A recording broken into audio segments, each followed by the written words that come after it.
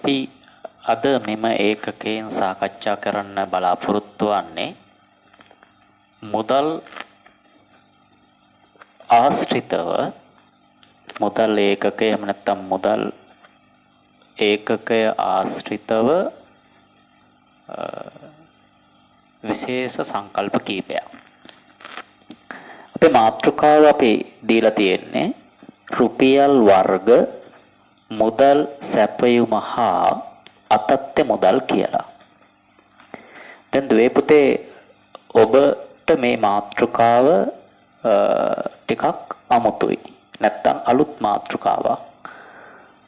විශේෂයෙන්ම අතත්ත්‍ය මුදල් කියන සංකල්පය ඔබට අලුත් ඇති. මුදල් සැපයුම කියන එක ඔබට තරම් අලුත් සංකල්පයක් නොවේ. රුපියල් වර්ග කියන එකත් ඔබට අලුත් සංකල්පයක්. එතකොට ඔබ මේ මාතෘකාව දිහා බලන්නේ අලුත් විදිහකට. එනිසා මේ මාතෘකාවම ඇත්තටම නව කෝණයකින් නව මානයකින් දිශානුගත කරන්නක්. පළමුවෙන් අපි මේ පිළිබඳව පැහැදිලි කරන්න යද්දී අපිට කාරණා කීපයක් එහෙනම් මৌলিක වශයෙන් මෙතන පැහැදිලි කරන්න වෙනවා. එකක් තමයි රුපියල් වර්ග කියන්නේ මොනවද? මුදල් සැපයීමට ඒහා සම්බන්ධතාවයක් තිබෙනවද? ඒ වගේම අතත්ත්‍ය මුදල් මේ සංකල්පයට එකතු වෙන්නේ කොහොමද? නැත්නම් ඒ සංකල්පයෙන් අදහස් කරන්නේ මොනවද? මෙන්න මේ කියන සංකල්ප ත්‍රිත්වය අපි පියවරෙන් පියවර පැහැදිලි කරගත යුතු වෙනවා මේ සමස්ත මාතෘකාව පිළිබඳව හඳුනා ගන්න නම්. එතකොට දුවේ පුතේ ඔබ තේරුම් ගන්න ඕනේ ඉස්සෙල්ලාම රුපියල් වර්ග. නැත්නම් රුපියල් කියලා කියන මුදල් ඒකකයක්. මුදල් ඒකකයක වර්ග පිළිබඳව අපි සාකච්ඡා කරනවාද? ඔව්. ලෝකේ මුදල් වර්ග තියෙනවා. මුදල් ඒකක වර්ග තියෙනවා. මුදල් වර්ග තියෙනවා. මුදල් ඒකක වර්ග කියලා ගත්තොත් රුපියල්, ඩොලර්, ස්ටර්ලින් පවුන්ඩ්, යූරෝ, යුවාන් මේ වගේ විවිධ මුදල් ඒකක වර්ග විවිධ රටවල භාවිත කරනවා. ඒ වගේම තමයි රුපියල් කියන්නේ මුදල් ඒකක වර්ගයක්. එතකොට මුදල් ඒකකයක් කියලා කියන්නේ ඒ රටක කිසියම් රටක භාණ්ඩ හා සේවාවල වටිනාකම තක්සේරු කිරීම සඳහා තවත් දින් අපිට කියන්න පුළුවන් ගනුදෙනු වල වටිනාකම තක්සේරු කිරීම සඳහා ඒ රටවල් භාවිත කරන අනන්‍ය තක්සේරු ඒකකයක්. දිගමනින්න ඒකකයක් තියෙනවා වගේම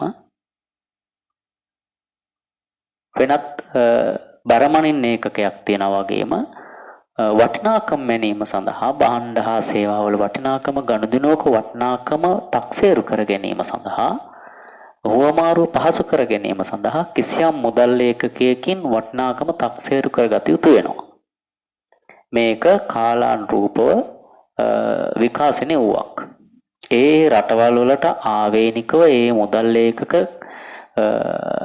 බිහි වෙලා තියෙනවා. අපිට සහල් කිලෝවක මිල රුපියල් 100යි කිව්වම ඒක අපිට අලුත් දෙයක් නෙවෙයි. ඒක අපි ඉතා පහසුවෙන් අපි තේරුම් ගන්නවා. එහෙත්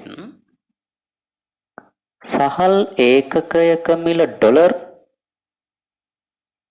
50යි කිව්වොත් නැත්නම් ඩොලර් 1යි කිව්වොත් ඩොලර් භාගයයි කිව්වොත් අපිට ඒක අමුතුයි. අපිට ඒක එකවර තක්සේරු කරගන්න යම් ගැටලුවක් වෙනවා.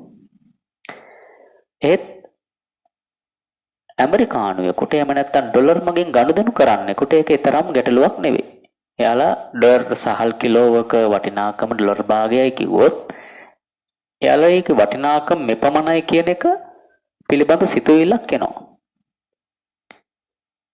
ඒ නිසා මේක අපි තේරුම් ගන්න ඕන නම් මුදල් ඒකකයක් වටිනාකම කියන එක නැත්නම් මුදල් ඒකකයකින් යම්ක වටිනාකම තක්සේරු කර ගැනීම පහසු වෙන්නේ ඒ ආර්ථිකය තුළ කාලානුරූපව කටයුතු කරන පුද්ගලයන්ට පමණයි. ඒ මුදල් ඒකකය පිළිබඳව ගනුදෙනු කරන අයට පහසුවෙන් මේක තේරුම් ගන්න පුළුවන්. නැත්නම් හඳුනා ගන්න පුළුවන්. ඒ නිසා ලෝකයේ විවිධ රටවල් වල Tamanට ආවේනික ආකාරයට භාවිත කරන මුදල් ඒකක තියෙනවා. මේක අන්තර්ජාතික ගනුදෙනු වලට ගියපම මේ මුදල් ඒකක හොමාරු වෙනවා. ඒක අපි විනිමය අනුපාත කියන කොටස යටතේ සාකච්ඡා කරා මේක කොහොමද හොමාරු වෙන්නේ කියන එක. දැන් අපි මෙතනදී සාකච්ඡා කරන්නේ මොනවද එහෙනම් මේ මුදල් ඒකක වර්ග ලෝකයේ තියෙනවා. ඒ වගේ අපේ ලංකාවෙත් රුපියල් ඒකකයක් තියෙනවා. මුදල් ඒකකය රුපියල්. නමුත් රුපියල් කියන මුදල් ඒකකයක අපේ මුදල් ඒකකය වුණාට එය විවිධ ස්වරූප වලින් තියෙනවා. මේක අපේ මාතෘකාවක් විදිහට කිව්වොත් මුදල් වර්ග. ඒතර මුදල් වර්ග කියලා අපි මෙතන සාකච්ඡා කරන්නේ මුදල් ඒකක වර්ග නෙමෙයි. රුපියලම ගත්තොත් රුපියල් කියන්නේ මුදල් ඒකකය. ඒක ආර්ථිකයක් තුළ විවිධ ස්වරූප වලින් ස්ථානගත වෙනවා නැත්නම් විවිධ ස්වරූප වලින් පිහිටනවා. ඒව තමයි අපි මුදල් වර්ග කියලා කියන්නේ. ඊටම සරලව අපි කිව්වොත් මුදල් වර්ග ඔබට පැහැදිලි කරන්න ආර්ථිකීය සංකල්ප කීපයක් ඔබට තියෙනවා. ඔබ ඒවා සාකච්ඡා කරලා ඇති.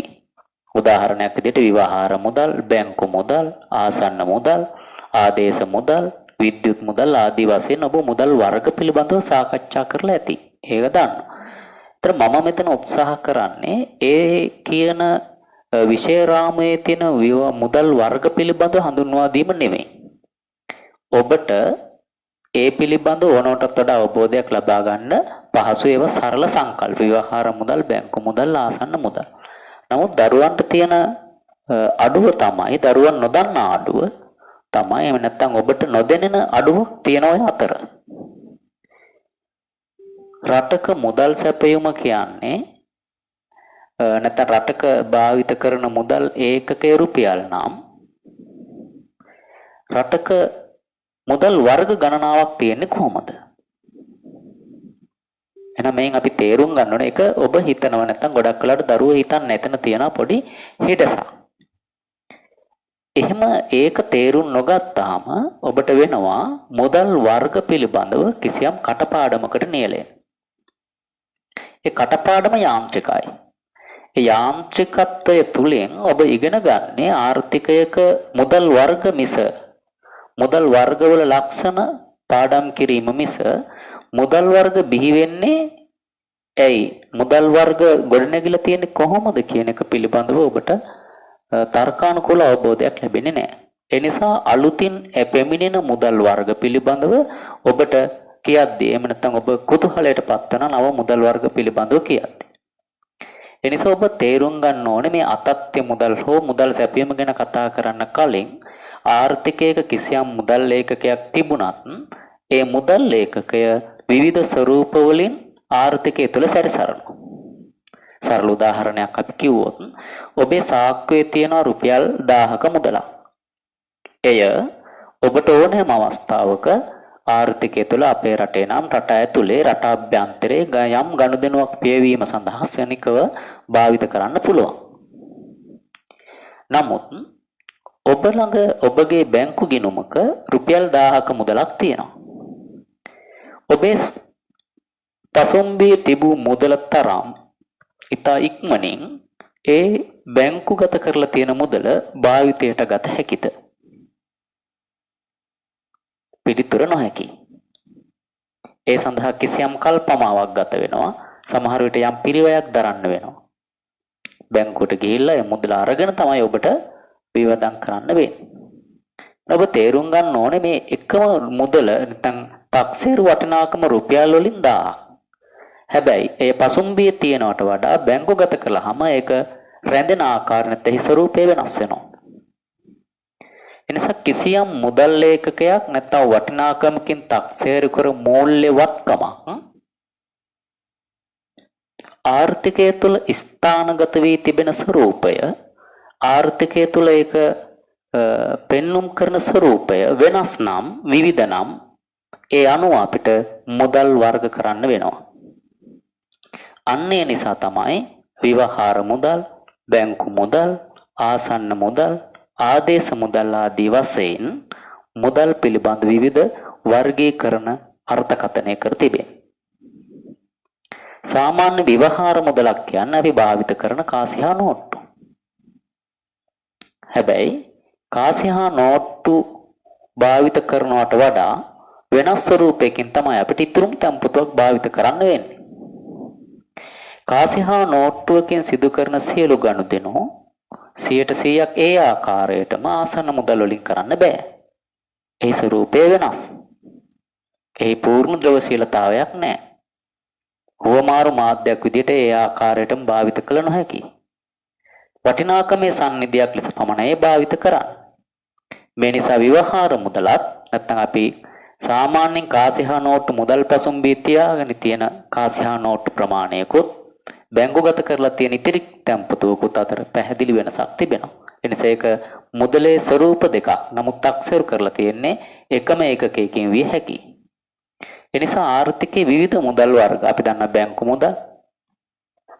මුදල් ආදේශ ක්‍රෙඩිට් කාඩ් ඩෙබිට් කාඩ් වගේ මේ මුදල් භාවිත කිරීම සඳහා පෙන්눔 කරන ස්වරූපය අනුව මුදල් වර්ගීකරණය වෙමින් තියෙනවා. ඒ අනුව ඔබට උසස් පෙළ විෂය නිර්දේශයේදී විවහාර මුදල්, බැංකු මුදල්, ආසන්න මුදල්, මුදල් ආදේශක, විද්‍යුත් මුදල් ආදී විදිහට මුදල් වර්ග පිළිබඳව වර්ග ගණනාවක් පිළිබඳව ඔබට සාකච්ඡා කරන්න තියෙනවා. එතකොට මුදල් සැපයුම පිළිබඳව මෙතන සම්බන්ධතාවයක් ගොඩනැගෙනවා. මොකද සම්බන්ධතාවය? මුදල් සැපයුම කියන්නේ ආර්ථිකයක කිසියම් වර්ෂයකදී පවතින මුදල් තොගය කොපමණද කියන එක හඳුනා ගැනීම. ඒතර මුදල් තොගය කිව්වහම ඒ මුදල් ආර්ථිකයක විවිධ ස්වරූප වලින් පවතිනවා කියලා අපි මුදල් වර්ගයට දැන් පැහැදිලි කරා. එසේනම් මුදල් සැපයුම කියන සංකල්පය අපි සාකච්ඡා කරද්දී මුදල් සැපයුම ස්වරූප කීපයකින් අධ්‍යයනය කළ යුතුම වෙනවා.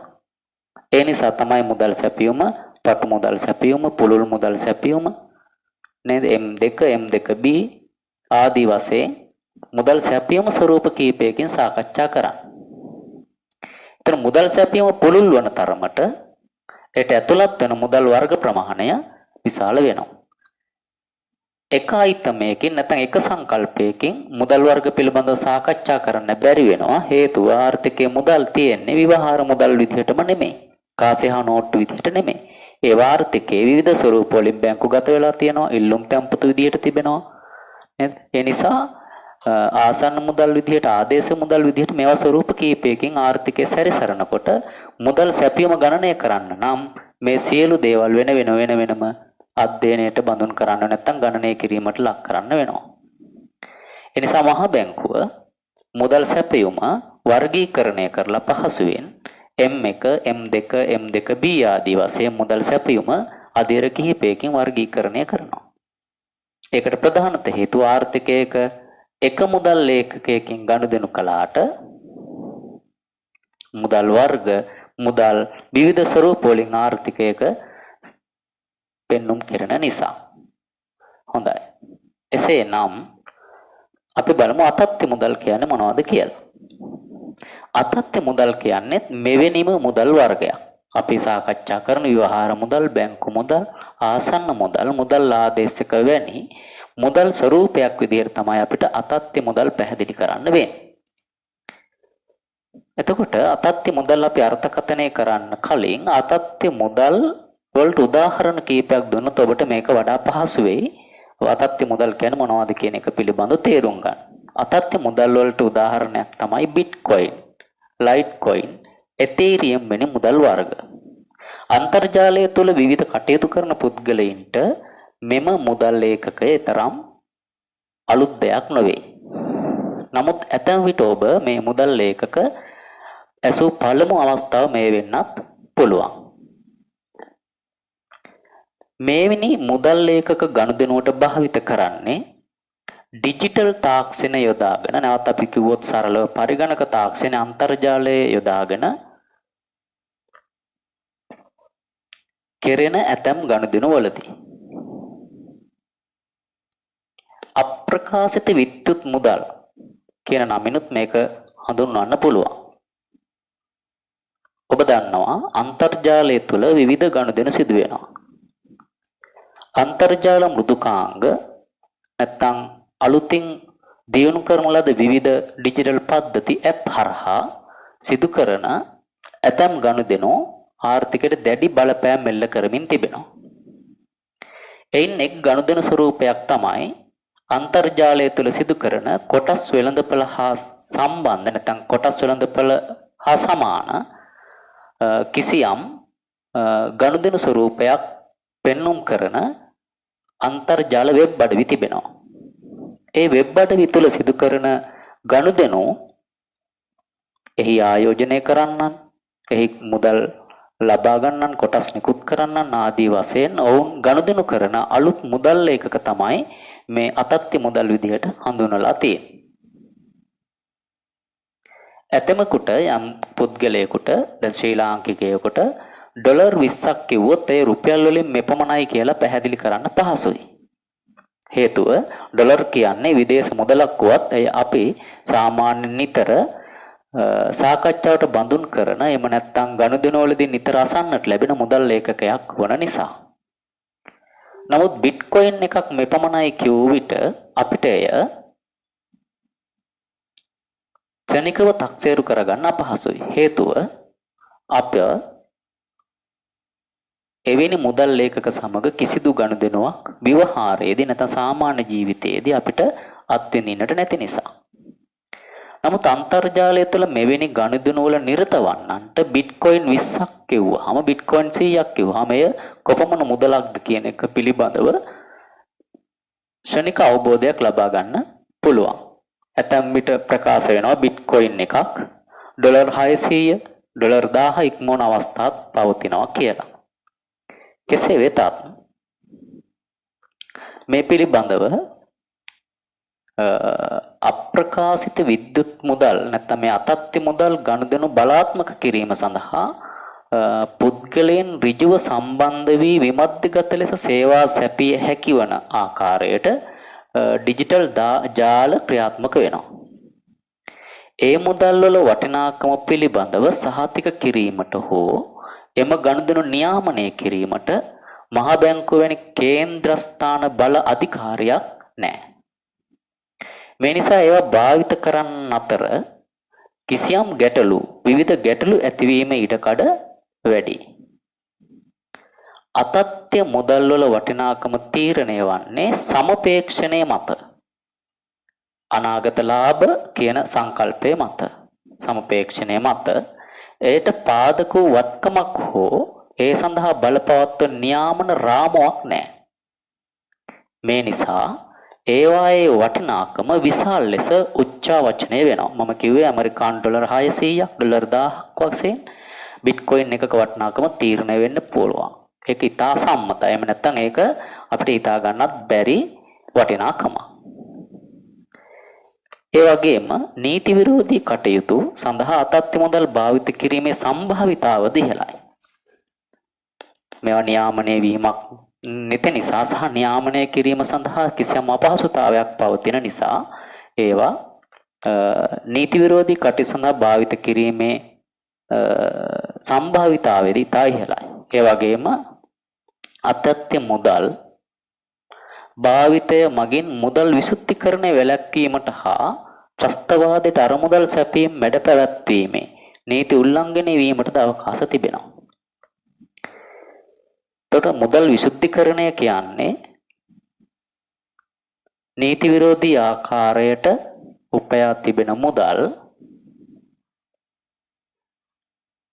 නීත්‍යානුකූල මාධ්‍යයක් බවට පත් කිරීමට පියවර ගැනීම.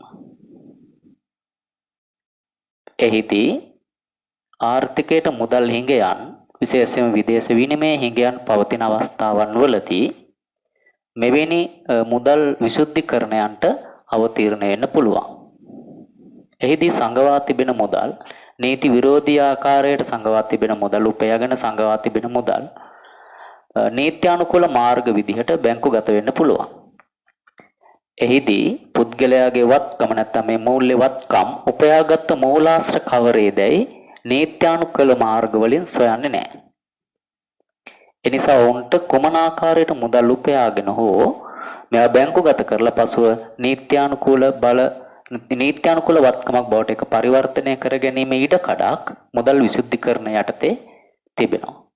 මෙවැනි උපක්‍රම විනිමය උපයා ගැනීමට හෝ මුදල් අවශ්‍යතා සපුරා ගැනීම සඳහා ඇතම් රටවල් ක්‍රියාත්මක කිරීමට යාමේදී මුදල් සැපයීමට දැඩි බලපෑමක් එල්ල වෙන්න පුළුවන්. ඒතර අතත්්‍ය මුදල් ඒ ආකාරයට වත්කමක් බවට පත් වුණොත් නීත්‍යානුකූල වත්කමක් බවට පත් වුණොත් එහෙම මේක ආර්ථිකයේ මුදල් සැපයීමට දැඩි බලපෑමක් එල්ල කරනවාමයි. මේක ඊටාම අවදානම් සහිතයි. මේ නිසා වර්තමානයේදී අප්‍රකාශිත විද්‍යුත් මුදල් භාවිත කිරීමෙන් පාරිභෝගිකයන්ට මෙන්ම රටේ ආර්ථිකයට මූල්‍යමය මෙහෙයුම් නීතිමය පාරිභෝගික සුරක්ෂිතභාවය ආරක්ෂාව යන අංශ වලින් සැලකිය යුතු අවදානමක් ඇතින පාරිභෝගිකයෙකුගේ පැත්තෙන් මූල්‍යමය සුරක්ෂිතතාවය පැත්තෙන් රටක ආර්ථික මූල්‍ය ප්‍රතිපත්ති වලට මැනි බලපෑම් එල්ල කරන්න පුළුවන්. දැනට ශ්‍රී ලංකා මහ බැංකුව කිසිදු ආයතනයකට හෝ සමාගමකට අප්‍රකාශිත මේ අතත්්‍ය මුදල් විද්‍යුත් මුදල් අප්‍රකාශිත විද්‍යුත් මුදල් නෙමෙයි අප්‍රකාශ කියන්නේ පිළිගත්තේ නැති විද්‍යුත් මුදල් ක්‍රියාමාර්ග ගැනීමට බලපත්‍රයක් හෝ බලයක් ලබා දීලා නැහැ. නිසා අතත්්‍ය මුදල් කියලා කියන්නේ විද්‍යුත් මුදල් ස්වරූපයක්. ඒ අප්‍රකාශිත විද්‍යුත් මුදල් ස්වරූපයක්. එය ආර්ථිකයක ලෝක ජාත්‍යන්තරව ලෝකේ ඊටම ඉහළ මිල උච්චාවචනට ලක් වෙමින් ක්‍රියාත්මක වන අප්‍රකාශ විද්‍යුත් මුදල් විශේෂයක් කියන එක ඔබ අවධාරණයෙන් මතක තබා ගත යුතු වෙනවා. ඒ අනුව මුදල් සැපයුම මුදල් වර්ග පිළිබඳව අධ්‍යයනය කිරීමේදී අතත්්‍ය මුදල් කියන සංකල්පය පිළිබඳව ඔබ දැනගෙන සිටීම වැදගත්. හැබැයි මුදල් සැපයීම සංගණනය නැත්නම් මුදල් සැපයීම ගණනය කිරීමේදී අතත්්‍ය මුදල් ගණනය කිරීමට ලක් කළ යුතු නෑ. නැත්නම් අතත්්‍ය මුදල් ගණනය කිරීමට තවම රටවල් පෙළඹුමක් ඇති කරගෙන නෑ. මොකද ඒවා තවමත් ප්‍රකාශිත විද්‍යුත් මුදල් ජාලයක් නොවන නිසා. එහෙත් අර මුදල් විසුද්ධිකරණ ක්‍රියාවන් වලදී හෝ පිළිගත හැකි වත්කමක් බවට පරිවර්තනය වීමේදී අතත්්‍ය මුදල් වලින් එල්ල කරන බලපෑම සුළුපටු වෙන්නේ නැහැ.